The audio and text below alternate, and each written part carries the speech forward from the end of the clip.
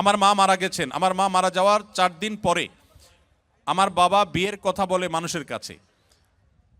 আমার প্রশ্ন হলো, আমার বাবা কি এটা বলা ঠিক হয়েছে কিনা? 40 দিন না যেতে এটা নিয়ে আমার বাবা আমাদের ভাই বোন কারোর সাথে যোগাযোগ করেন না। দেখুন, কারোর স্ত্রী মারা গেলে তিনি যদি 3 দিন 4 দিন 5 দিন পর বিয়ে করেন বা বিবাহের কথা বলেন, এটা শরিয়াত দৃষ্টিকোণ থেকে দোষের কিছু না।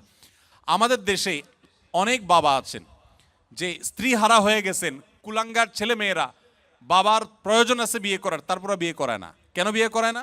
কারণ বিয়ে করালে সেখানে যদি আরেক সন্তান হয় তারা সম্পদের ভাগ পাবে, আরেকজনকে মা ডাকতে হবে। এর চাইতে অমানুষ সন্তান আরেকটা হতে পারে না। আপনি যদি বাবার সুসন্তান হয়ে থাকেন তাহলে মনে রাখবেন, মানুষের বৃদ্ধ বয়সে কথা বলার জন্য একটা মানুষের প্রয়োজন হয়, একান্ত আলাপের জন্য একটা মানুষের প্রয়োজন হয়।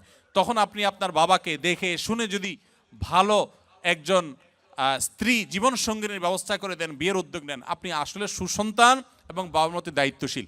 আমাদের দেশে বেশিরভাগ সন্তানরাই, বেশিরভাগ ছেলেমেয়েরাই বাবা মার দ্বিতীয় বিয়ে হোক, বাবার দ্বিতীয় বিয়ে, মায়ের, এমনকি মাও যদি বাবা হারা হন, অর্থাৎ স্বামী হারা হন, অর্থাৎ আপনার বাবাকে হারিয়ে ফেলেন, তাহলে তাকেও আপনার চেষ্টা করা উচিত যে কোনো না কোনোভাবে যদি তার বিবাহের প্রয়োজন হয়, সন্তানরা উচিত তাকে বুঝিয়ে, মায়েরা সাধারণত বিবাহ বসতে চায় না, তার প্রয়োজন থাকলে তারও বিবাহ দেওয়ার উদ্যোগ নেওয়া উচিত। আর বাবার ক্ষেত্রে সন্তানরা অনেক বেশি অ্যাগ্রেসিভ থাকে, বিবাহ দিতে চায় না, তো এটা উচিত না।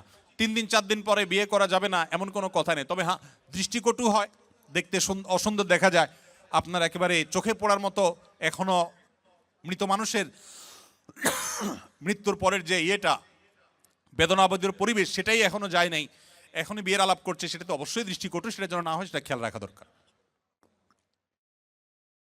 তবে মৌলিকভাবে এটা কোনো দোষী বিষয় না যে স্ত্রী মারা যাওয়ার পরপরই সে বিয়ের কথা বলেছে। 40 দিন পরে বিয়ে করতে হবে এমন কোনো কথা না। তবে হ্যাঁ, মেয়েদের বেলায় স্বামী মারা যাওয়ার পর 4 মাস 10 দিন পর তাকে অন্যত্র বিয়ে বসতে হবে। মেয়েদের বেলায় এটা কেন? এর অনেক কারণ আছে। এর ভিতরে প্রধান কারণ হলো, মেয়েদের গর্ভে তার আগের স্বামী যিনি মারা গেলেন তার সন্তান আছে কি নেই, এটি পরখ করবার জন্য একটা সময় পর্যন্ত তাকে ওয়েট করতে হয়। ছেলেদের বেলায় কিন্তু এটা নেই, যার কারণে ছেলেরা আগে বিয়ে করতে চাইলে সেটা জায়েজ আছে। এখানে ছেলে এবং মেয়ের মধ্যে ইসলাম আপনার বৈষম্য করেছে, কারোর প্রতি জুলুম করেছে, ব্যাপারটা সেরকম কিন্তু না।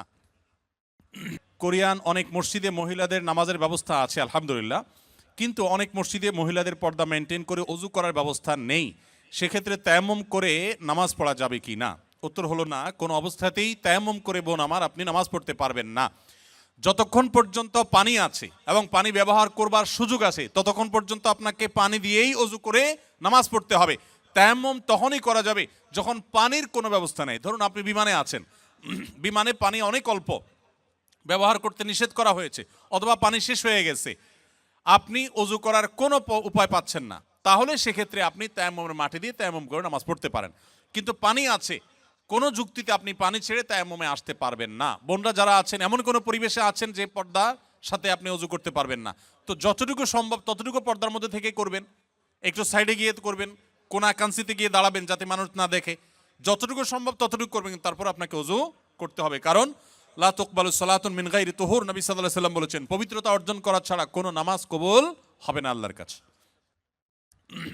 আস-সুন্নাহ ফাউন্ডেশন, উম্মার স্বার্থে সুন্নাহর সাথে।